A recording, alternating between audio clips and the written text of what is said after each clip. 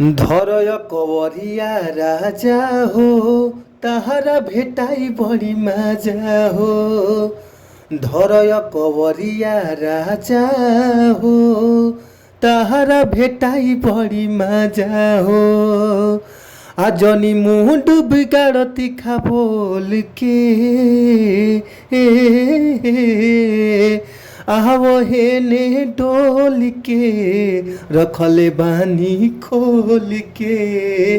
आवो हेने डोल के रखले बानी खोल के।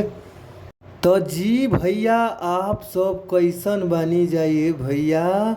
और हमारा न पूरा विश्वास रहेला, मन में श्रद्धा रहेला कि आप लोग मस्त हो खब जा, खुश हो खब जा, स्वस्थ हो खब जा, तंदुरुस्त हो खब जा। और हम बानी आप सबके भोजपुरी गायक व गीतकार नीतीश सिंह। सबके हम हिजी से गोड़ लागतानी ए भैया। आपन आशीर्वाद हमरा ऊपर बनौले रही जा, काहे से कि रउए सबके आशीर्वाद हमरा ऊपर चाही ए भैया। तो आप लोग जरूरे आशीर्वाद हमरा ऊपर बनौले रही जा। तो भैया आई जा रउआ सबके बीच में बहुत ही ज़बरदस्त हम ऑर्केस्ट्रा पति पत्नी के ऊपर गाना ई लेके आ गइल बानी। ऑर्केस्ट्रा सॉन्ग लेके आ गइल बानी ए भैया।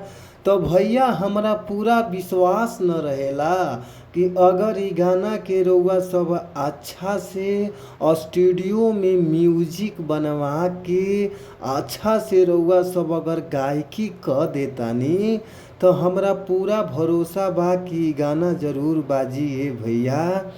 जी भैया, रउआ सबके अच्छा मैटर नइखे मिल पावत, अच्छा गावत तानी जा, अच्छा मैटर के तलाश में भटकत बानी जा।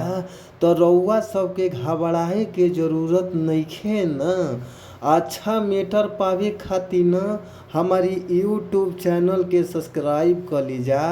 जौना यूट्यूब चैनल के सब्सक्राइब के नाम बाटे भोजपुरी संगीत लिरिक्स। तो आप लोग हमारी यूट्यूब चैनल के ज़रूर सब्सक्राइब कर लीजा, घंटी के बेल आइकन दबा लीजा। तो आई जा हमने के सीधे सीधे चलल जाओ मुखड़ा के ओर। मुखड़ा के कौना भाव में या कैसे गावे के बा, जहाँ 2 बार लिखल बा जा 2 बार रउआ सबके गावे के बा। आई जा रउआ सबके हम डमी दे के गा के समझा देतनी कहे के भाव बा, कौना भाव में कैसे बा। सुनी जा भाव बा। अरे धरय कवरिया राजा हो, ताहारा भेटाई बड़ी मजा हो।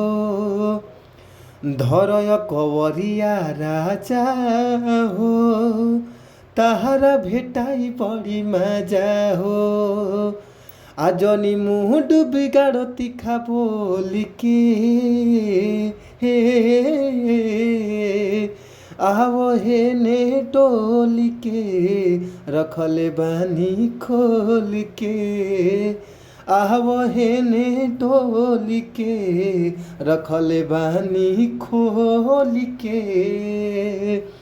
तो भैया, अगर ये मैटर अच्छा लागता तो आप लोग नंबर पर संपर्क करी जा। हमार नंबर बाटे 98 350 77 203। एक बार और नंबर नोट कर ली जाइए भैया, 98 350 77 203। तो आप लोग नंबर पर कॉल करी जा। बहुत ही कम से कम चार्ज में रउआ सबके गाना मिल जाई।